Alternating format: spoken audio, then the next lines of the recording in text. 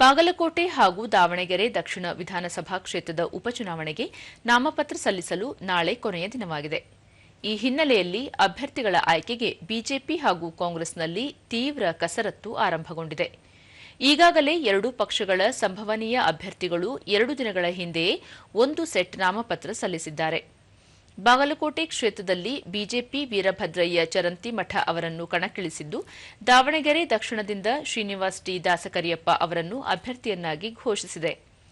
ಇಬ್ಬರೂ ಅಭ್ಯರ್ಥಿಗಳು ಶುಕ್ರವಾರವೇ ನಾಮಪತ್ರ ಸಲ್ಲಿಸಿದ್ದಾರೆ.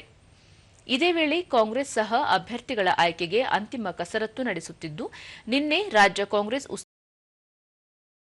ಮುಖ್ಯಮಂತ್ರಿ ಸಿದ್ದರಾಮಯ್ಯ, ಉಪಮುಖ್ಯಮಂತ್ರಿ ಡಿಕೆ ಶಿವಕುಮಾರ್ ಮತ್ತಿತರರು ಸಭೆ ನಡೆಸಿ ಹೈಕಮಾಂಡ್ಗೆ ಅಭ್ಯರ್ಥಿಗಳ ಪಟ್ಟಿ ರವಾನಿಸಿದ್ದಾರೆ.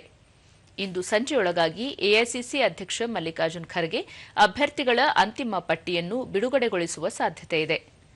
ದಾವಣಗೆರೆಯಿಂದ ಶಾಮನೂರು ಶಿವಶಂಕರಪ್ಪ ಅವರ ಮೊಮ್ಮಗ ಸಚಿವ ಎಸ್ಎಸ್ ಮಲ್ಲಿಕಾರ್ಜುನ ಅವರ ಪುತ್ರ ಸಮರ್ಥ್ ಆಕಾಂಕ್ಷಿಯಾಗಿದ್ದಾರೆ. ಬಾಗಲಕೋಟೆಯಲ್ಲಿ ಮಾಜಿ ಸಚಿವ ದಿವಂಗತ ಮೇಟಿ ಅವರ ಪುತ್ರ ಮಲ್ಲಿಕಾರ್ಜುನ ಮೇಟಿ ಹಾಗೂ ಮಹಾದೇವಿ ಆಕಾಂಕ್ಷಿಗಳಾಗಿದ್ದಾರೆ.